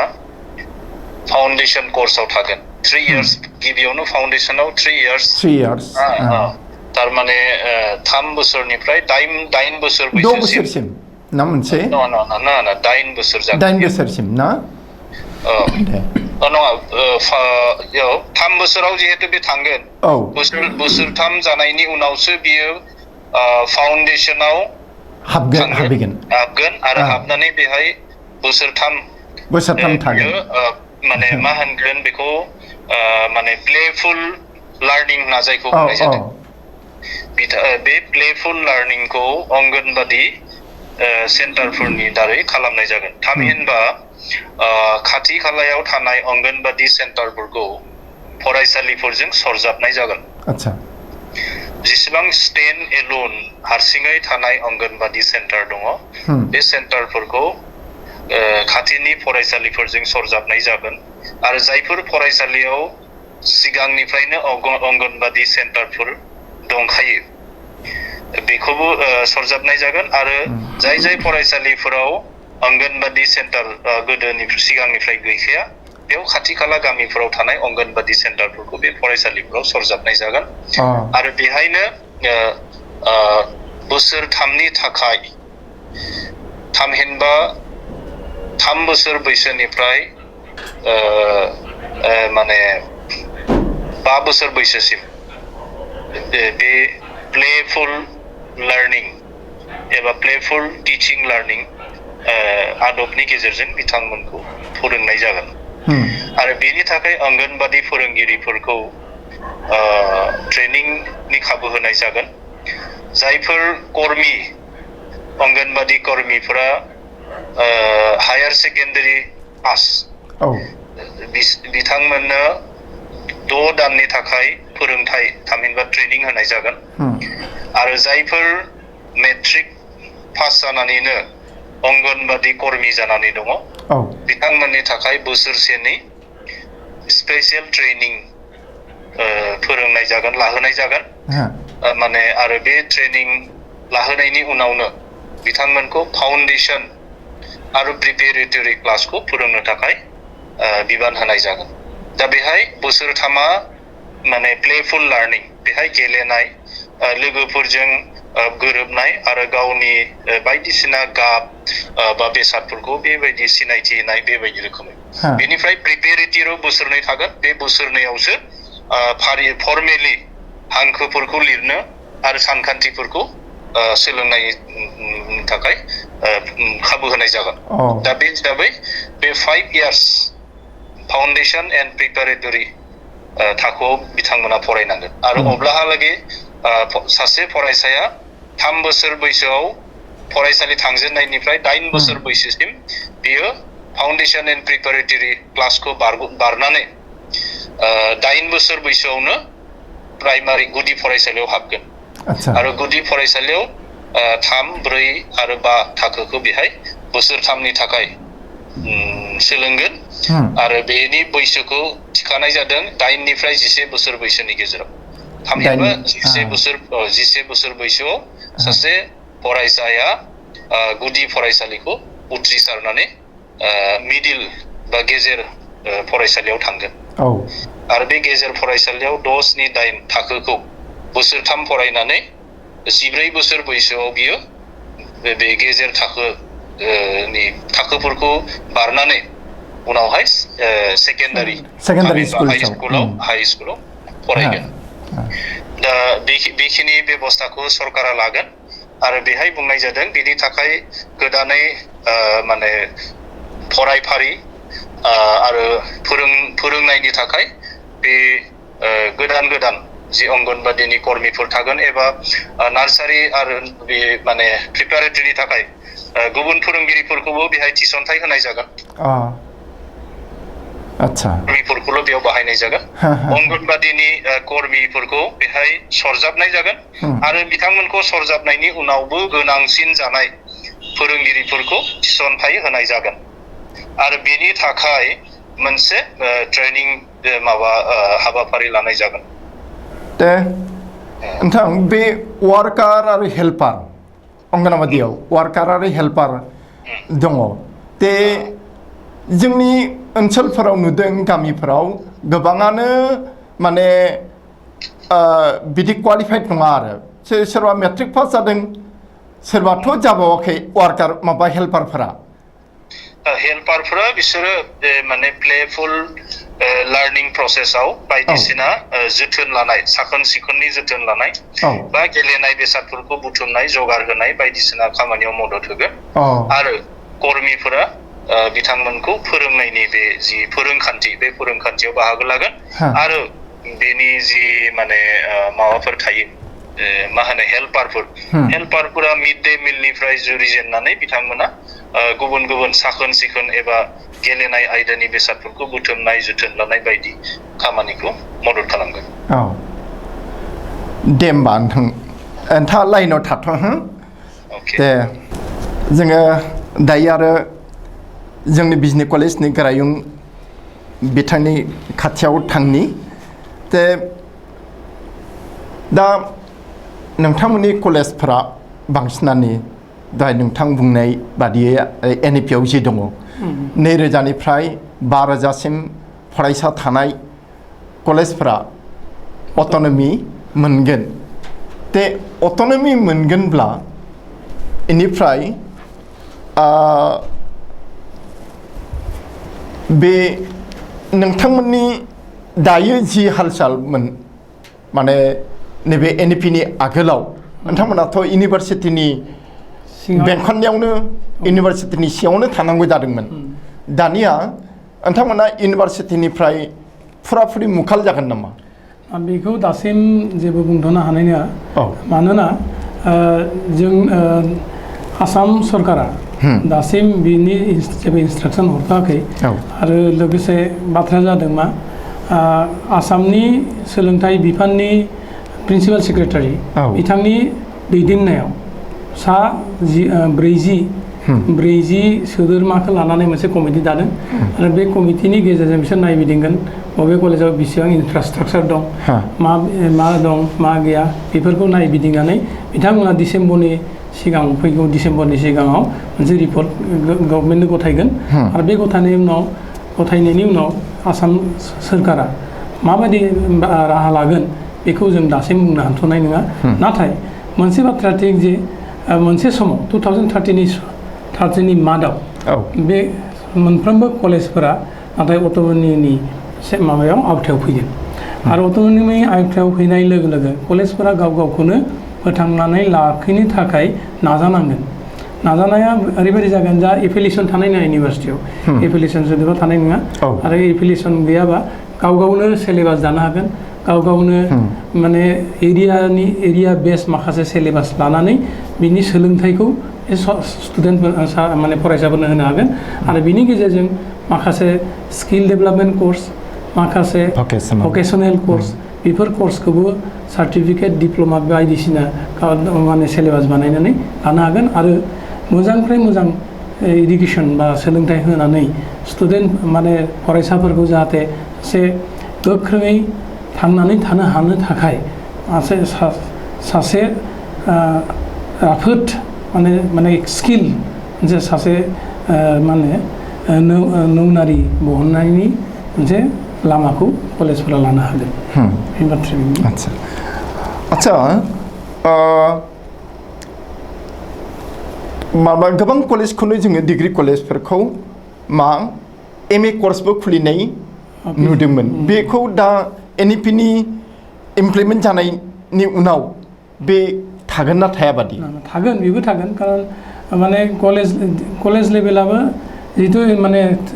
इउनिभार्सिटि टिचिं इउनिभार्सिटि माने सेकेन्ड टाइपजों लानानै अट'नमास इउनिभार्सिटिनि मोनसे स्टेटास होनायनि मोनसे लामा लागोन गभर्नमेन्टआ NEP-नि गेजेरजों दा बेहाय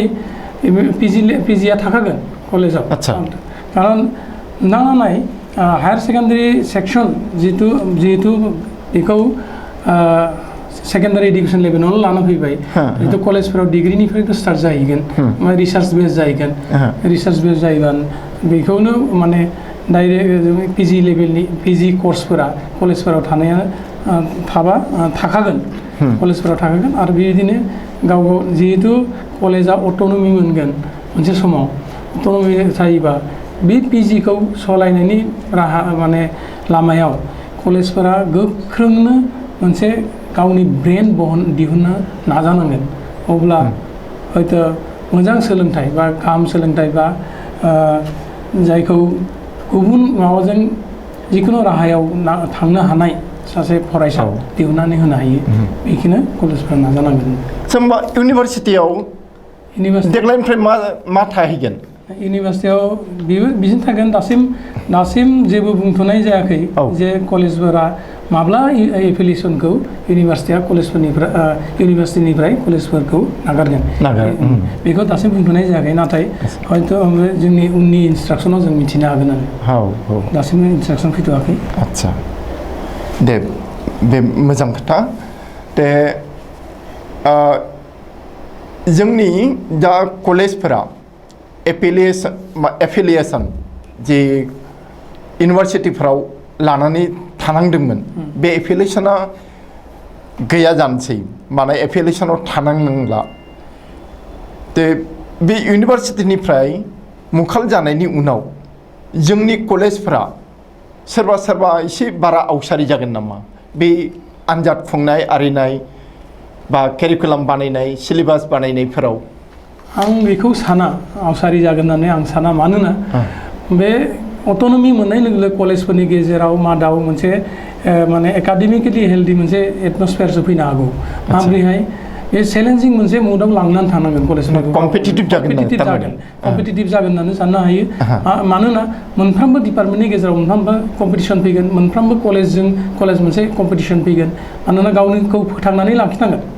कलेजफ्रा गावखौनो फोथांना लाखिनांगोन आरो फोथांनायनि बेलायाव बे मोनसे कम्पिटिसन फैगोन आरो हेल्दि कम्पिटिसन फैगोन आरो हेल्दि कम्पिटिसन फैनायनि गेजेराव जि अट'नमि मोननानै जि सिलेबास बानायगोन बे सिलेबासखौ नांथारगौ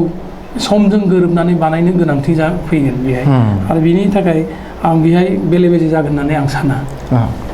मोजां खोथा बे टिभि मिडियाफोराव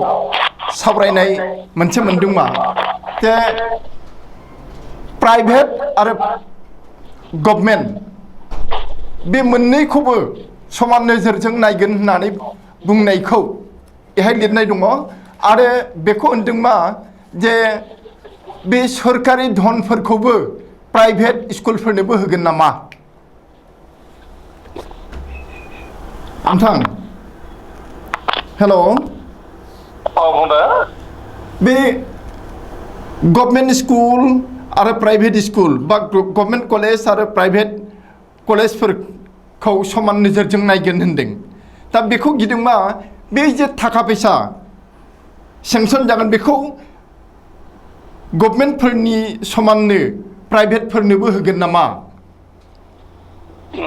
थारमाने खोथाया जादों ओरैहाय बे सोलोंथाइनिखि होनाय फरायसाफोरनो सोलोंथाइ होनाय बे बिथिङाव प्राइभेटाइजेसना दिनैनि बाथ्रा नङा गोबाव आगोलनिफ्रायनो सरकारनि बिथिंनिफ्राय जेनाखि माने प्रभाइड खालामबाय थानाय जादों बा सोलोंथाइ होबाय थानाय जादों दा बे रोखोमैनो प्राइभेट सेक्टरनिफ्राय सोलोंथाइ होबाय थानाय जादों भारताव आरो बेयो जों आगु समनिखौ जों मख'नांगौ जानानै गोदो गोदायनि बाथ्राखौनो जे नालन्दा बिश्वबिद्यालय एबा माने आश्रमफोरनि खोथा दा बैफोरनि खोथाखौ जों हरलायालासिनो जों एसे माने बे इंराजफोरनि समनि बाथ्राखौ मख'नो आं सानदों जे मिसनारिफ्रा जे कनसेप्टजों माने सोलोंसालिफोर फसंदोंमोन बे सोलोंसालिफोरा सरकारनि अनसुंथाइ गैयालासिनो सोलिबाय थादों दे दा बैफोरखौ नोजोर होनानै जों बुंनांगौ जायो बेवहाय माने फरेन इनभेस्टमेन्ट बेवहाय गोबाङैनो जाबोदों आरो दासिमबो फरेन इनभेस्टमेन्टआ दंबाय थायो बे मिसनारिफोरावहाय दा जों नुनो मोनदों बे बारा गोबावनि बाथ्रा नङा थांनाय 20 बोसोरनि गेजेरावनो माने भारताव गोबांथार प्राइभेटाइजेसननि माने स्कुलफोर एबा सोलोंसालिफोर फसंनाय जादों आरो बे फसंनाय फरायसालिफोरनि जेनाखि रिजाल्ट बे रिजाल्टआ बयनिबो नोजोर गोग्लैदों जे माने सरकारि फरायसालिफोरनिफ्राय साबसिन जाबाय थादों दा बेखौ नोजोर होनानै माने गार्जेनफोरा सरकारि फरायसालियाव फ्रि एडुकेसनब्लाबो फैसा होनालासिनो सोलोंथाइ होबाय थादोंमोनब्लाबो नाथाय सरकारि फरायसालिखौ माने उन खालामनानै उनथिं दोननानै प्राइभेटथिं थांबाय थादों दा बेयो जादों नाथाय मोनसे खोथा जाहैबाय जे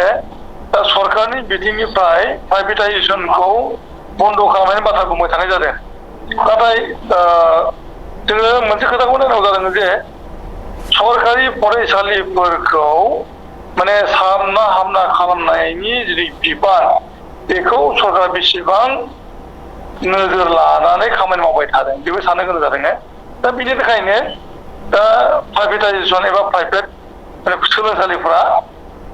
हाबाय थादों एबा जाबाय दङ दा जों बेखौ नुनो मोनदों बेनिफ्राय अनसुंथाइ होनायनि बाथ्रा जेनाखि नोंथाङा बुंदों अनसुंथाइ होनाया जाहैबाय बेयो सरकारनि गोसोनि खोथा सरकारा गोसो दङब्ला होगोन गोसो गैयाबा होनाय नङा नैबेयाव उदायो बे बाथ्राया जे माने थांनाय 2010 मायथाइनि उननिफ्राय जेनाखि रिजाल्टनि प्राइभेट स्कुलफोरनि रिजाल्टआ हाबना हामना जाबोबाय थादों दा बेखौनो कंग्रेस सरकारनि समाव दानि एडुकेसन मन्त्रि आसामनि डक्टर हिमन्त बिश्व शर्मा बियो बै समावबो शिक्षा मन्त्रिमोन कंग्रेसनि समाव कंग्रेस आमोलाव दा बे समाव बिथाङा फोसावदोंमोन जे जाय फरायसालिफोरा बा जाय सोलोंसालिफोरा मोजांथार रिजाल्ट होदों बिसोरनो सरकारनि अनसुंथाइ होनाय जागोन ओरै होनाय जादोंमोन खिन्थु बिनि आगोल समाव सरकारा प्राइभेट फरायसालिफोरनो जेबो होनायनि बाथ्रा गैयामोन दा 2010 मायथाइनि उननिफ्राय खिन्थु प्राइभेटफोरनो अनसुंथाइ होनाय जासिगोन होननानै फोसावनायनि उननिफ्राय बे सरकार नङै सरकारि नङै फरायसालिफोरनिबो अनसुंथाइ होनायनि लामाया गेंदों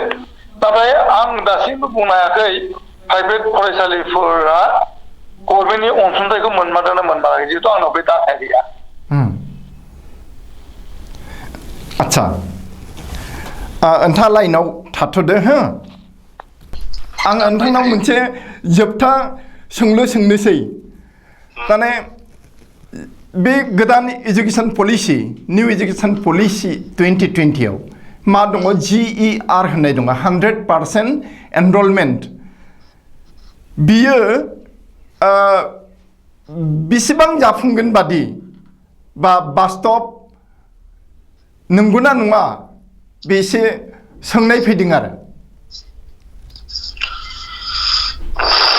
बेहाय जि नोंथाङा माने ग्रस एनरलमेन्टनि खोथा सोंदों औ बे ग्रस एनरलमेन्टआ बे माने एलिमेन्टारि एडुकेसनावबो जागोन आरो हायार एडुकेसनावबो बिदि खोथाखौ रायखांनाय दं बेहाय माने माने माने मा होनदों जे जोबोद उन्दै बैसोनिफ्राय फरायसाफोरखौ फरायसालिसिम लांनायनि राहा खालामनाय बाथ्राखौ बेहाय मख'नाय दं आरो गोजौ सोलोंथायावबो बेखौ हयতো गोजौ सोलोंथाइनि बाथ्राखौ आं बुंनायनि खाबुखौ मोनाखिसै जिखिजाया बेहाय मोनसे फ्लेक्सिबिलिटि होदों बे जाहैबाय इन्टारडिसिप्लिनारि तो इन्टारडिसिप्लिनारि होनाय लोगो लोगो बेयाव फरायसाफोरा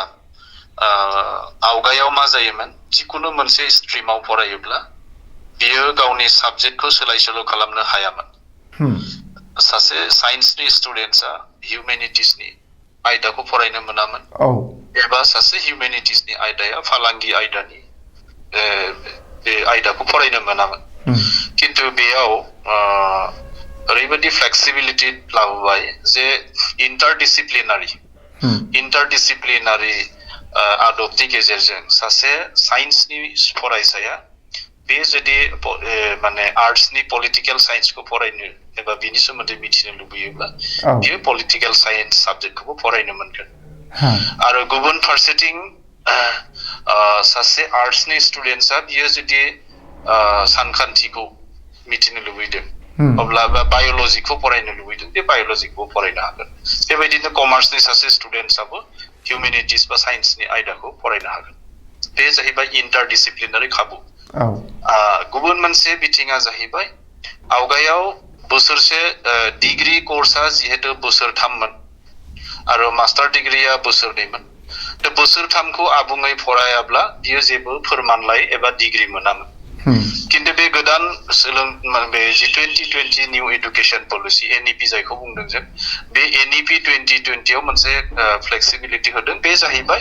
सासे फरायसाया बोसोरसे फरायनायनि उनाव बियो सार्टिफिकेट मोनगोन थामहिनबा बिनि फरायनाय बिनि क्रेडिट पइन्टआ ओरैनो थांनाय नङा बिनिफ्राय आरो सासे फरायसाया जुदि बोसोरनै खालामोब्ला बोसोरनै खालामनायनि उनाव बे डिप्ल'मा मोनगोन आच्छा आरो बे बोसोरथाम आबुं कर्सखौ फरायोब्ला बे डिग्रीखौ मोनगोन आरो बिनि माल्टिडिसिप्लिनारि आदबजों जुदि बे बोसोरब्रै फरायोब्ला अब्ला बियो डिग्री एलं विथ रिसार्च अपरचुनिटिखौ मोनगोन आरो सासे फरायसाया बेनिफ्राय गोजौसिन सोलोंथाइ लानो थाखाय थाङोब्ला बिनि बे फरायनायनि गासै जि क्रेडिट्सफोर थागोन बिनि माने मा होनो टुबिल बे टुबिल बेंक मोनसे बे credits students credit bank hello credit लकार हेलौ मानथाखोनि हेलौ दे बेसेबां मानथाखोनि बेखौ बिजिरनाय जागोन दा बेजोंनो स्टुडेन्टफोरनि जि ड्रप रेट थामहिनबा थाखोफोराव फेल जानानै थालांनाय थाखोफोराव बोसोरसेल' फरायनानै एंगारनाय फरायसालि माने कलेज एंगारनाय बा कर्सखौ एंगारनाय बेफोरो माने जोबलांबाय थागोन बेनिखायनो बुंनाय जादों बेखौ जि माने बे माने ग्रस एनरलमेन्टआ बेयो खमिनाय नङा नङाब्ला मा जायोमोन जेनेबा सेथि बोसोराव जुदि 100 फरायसाया मुं थिसनबाय औ बेनिफ्रायनो बोसोरसे फरायनानै साबा बोसोरनै फरायनानै 10 बोसोरथामाव माखासे थाहैबाय बा एंगारबाय बेबायदि थांनानै बे हेलौ हेलौ हेलौ हेलौ दे खोनायासै दे गेजेराव खोनायाखैमोन देनाय बुंनाय दा बे फ्लेक्सिबिलिटी एबा माल्टिडिसिप्लिन फरायसाफोरनि जि ड्रप आउट बिसान बेखौ खमायनानै बेनि ग्रस एनरलमेन्टखौ ग्रस एनरलमेन्टनि रेशोखौ बारायनो थाखाय थांखि लानाय जादों दा बेहाय साप'ज बिजनि कलेजाव फरायनाय सासे फरायसाया बियो जुदि क'क्राझार गभर्नमेन्ट कलेजाव जिअ'ग्राफि फरायनो लुबैयो अब्ला बे कलेजाव बे मोनसे आयदाखौ फरायनायनि बिनो पारमिसनखौ होनांगोन गुवाहाटी कटन कलेजाव फरायनाय सासे स्टुडेन्टआ रांखान्थिनि अलखदाव गोग्लैनानै जुदि बोसोरसे फरायनायनि उनावनो बियो क'क्राझाराव फरायफिननो बा बिजनियाव फरायफिननो होननानै फैयो अब्ला क'क्राझार एबा बिजनिनि जायखिजाया कलेजा बिनो बे थाखोनिफ्राय बे जि थाखोखौ बेयाव फोजोबनानै फैबाय बेनि उननि थाखोआव बेखौ फरायनायनि खाबुखौ होनांगोन अब्ला इउनिभार्सिटि लेभेलाव आरो कलेज लेभेलाव बे स्टुडेन्टफोरनि जि ड्रप आउटनि बिसान फरायसाफोरनि बिसान बे ड्रप आउटआ खमिलांबाय थागोन आरोखि नङा आवगायनि खान्थियाव मामोन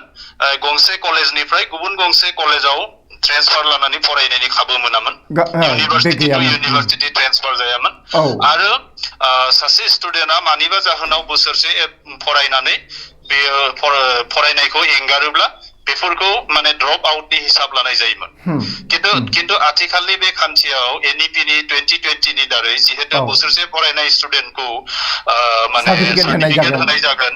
बोसोरनै फरायनायखौ डिप्ल'मा होनाय जागोन बोसोरथाम फरायनायखौ डिग्री होनाय जागोन बोसोरब्रै फरायनायखौ डिग्री एलं उइथ रिसार्च बेहा क्रेडिट होनाय जागोन अब्ला बेयाव ड्रप आउटनि अनजिमाया थाहैनाय नङा बेजोंनो स्टुडेन्टफोरनि जि माने ग्रस रेशो बे ग्रस रेशोखौ माने बारायनायनि मावथांखिखौ लादों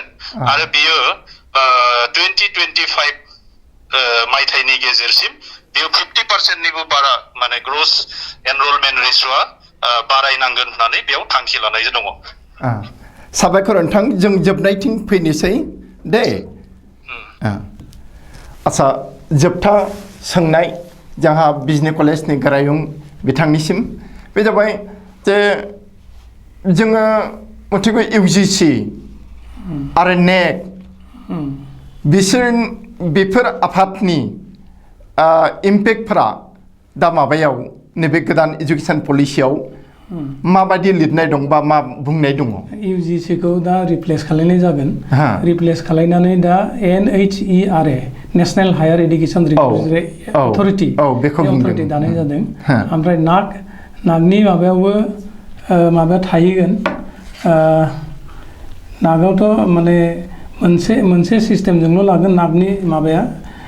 कलेजफोराव येस आरो नो बे मोननै सोंलुनि गेजेराव येस आरो नो बे मोननै सोदोबजोंनो एन्सार होनांगोन बेबायदि मोनसे माबानाय दं एनइपिआव लानाय जादों नागाथ' आल्टिमेटलि थागोन अनलाइन माबायाव थागोन खिन्थु इउजिसिआसो इउजिसिखौ रिप्लेस खालामनाय जाबाय ओमफ्राय रिसार्च फाउन्डेसनफोरखौ गोदान माबादों जेनेबा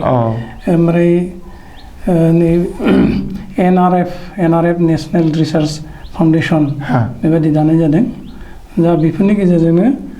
थारमाने इउजिसिखौ रिप्लेस खालामबाबो बे जिथु रेगुलेटरि एक्ट मोनसे दादों बिनि गेजेरजों कलेजफोरखौ सालायनाय जागोन आरो माबाया थागोन आच्छा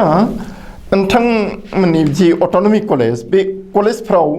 रिसार्चनि सुबिदा थागोन नङा होमबा दानिफ्राय थागोन दे होमबालाय जोङो जोबनायथिं फैदोनि जोङो जोंनि जि हाबाफारि बे हाबाफारिखौ जि टक श' बेखौ फोजोबनायाव फैबाय जों जोबथारनायाव नोंथांमोननो खुलुमनाय होबाय गोजोन्थों